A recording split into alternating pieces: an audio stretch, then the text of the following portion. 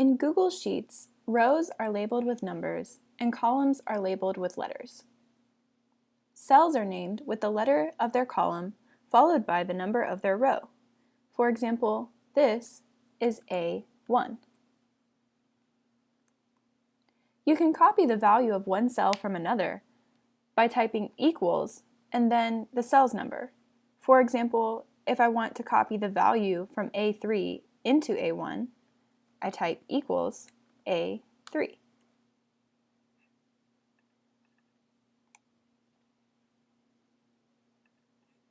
You can designate entire rows or columns by simply referring to their respective number or letter, doubled and separated by a colon.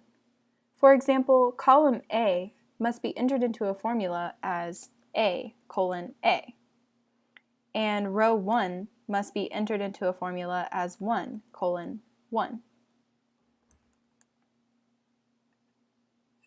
If I want to find the sum of the cells in column A and place them in B1, I can type equals sum A:A.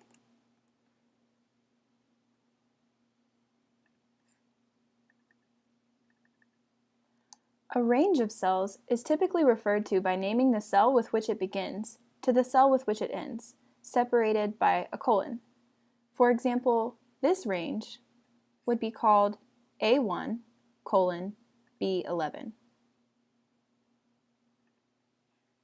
If I want to count the cells in columns B and C and place them into D1, I can type equals counta,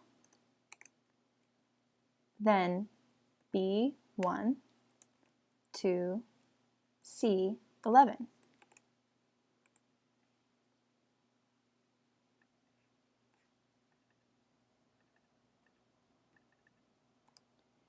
If you need to designate a specific range of cells, rows, or columns, you can name them to set them apart.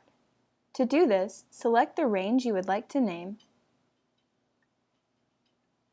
then right-click or control-click if you're using a Mac to reveal this menu. Then choose Define Named Range. Remember not to include any spaces. This title can now be used in formulas. For instance, I can select all the data from columns D through F by doing this, and I can then count the number of items in those rows by typing equal counta voter info. So let's put that formula here.